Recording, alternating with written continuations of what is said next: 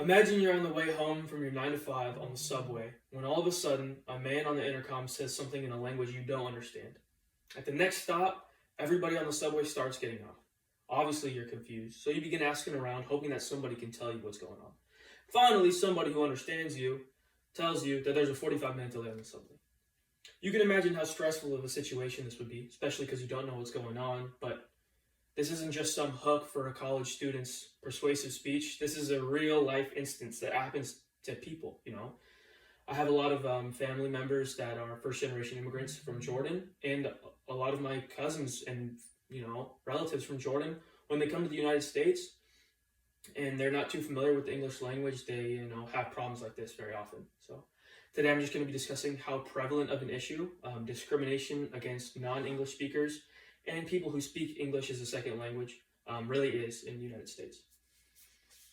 So basically, individuals with English as a second language or individuals who can't speak English at all just face discrimination in all sorts of instances, in everyday life and in the workplace and basically anywhere.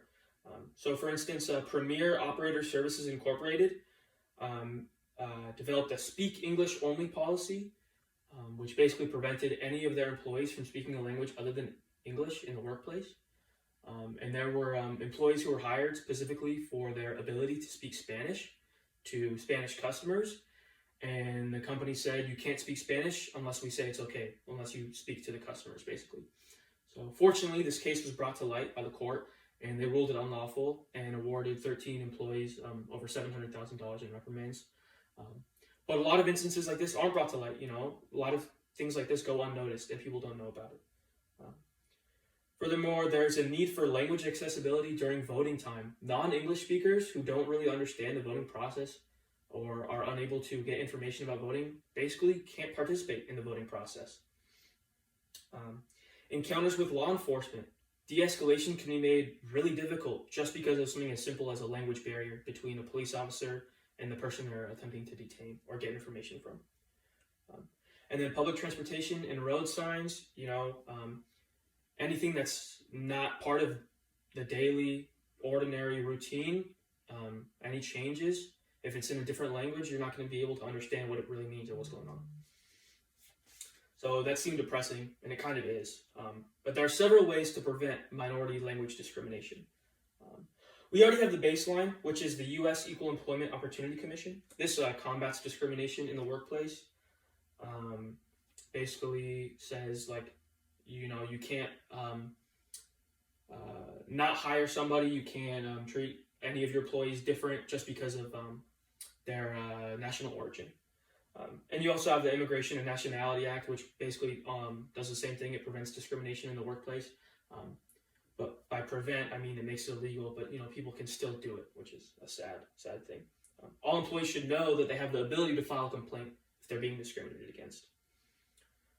There's two parts for solving the voting problem. The first part is translating important info about what they're voting for, who they're voting for, what each policy or person says they're going to do.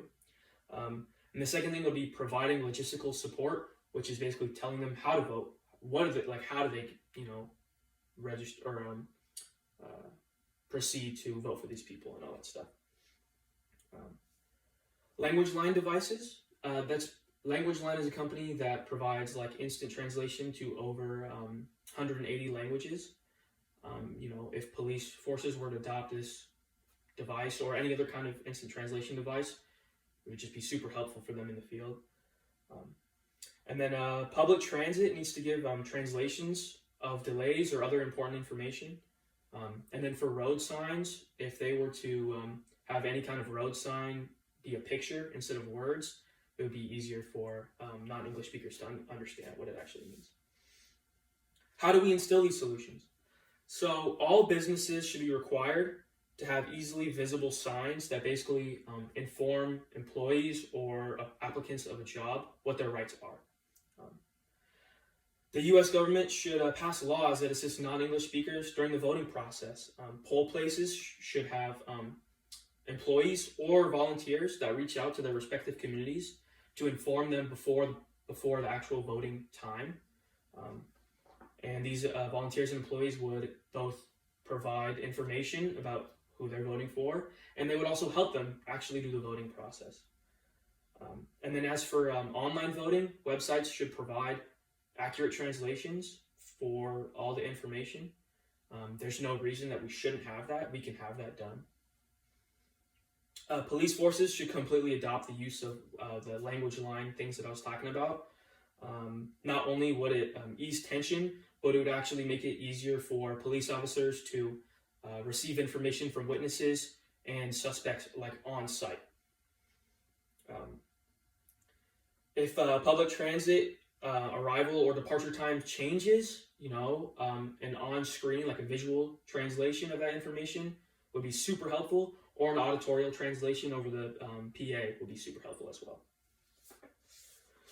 You might be thinking, well, there's not like there's anything I can do about it. Wrong, there's a ton you can do. I'm not saying that you have to become the president and change all of these things. All I'm saying is that I want you to keep an eye out. I want you to be aware of these instances that are going on all around you. I want you to take note of, I want you to be mindful of them. The first step to fixing any problem is realizing that the problem exists. And obviously, if you're registered to vote and you see a policy or proposition that would help reduce discrimination against non-English speakers or English as a second language people, vote for it. So once again, discrimination against non-English speakers is all around us.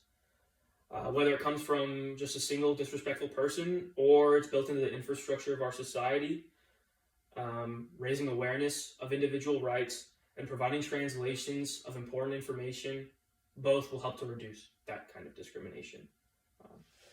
Heeding instances of discrimination all around us help us to understand how prevalent of an issue it really is. When I started drafting this speech, I really didn't think there was going to be that much discrimination in society, or in the United States against non-English speakers. I was like, well, yeah, you're going to have that disrespectful person who is going to discriminate against a non-English speaker, tell them to get out of the country. There's not really anything you can do about the individual person. But I never really realized how many other instances of discrimination these non-English speakers face until I started actually looking for it. So that's why I want you guys to just be more aware of the problem. You won't really realize how much of it is there until you start looking for it. Thank you.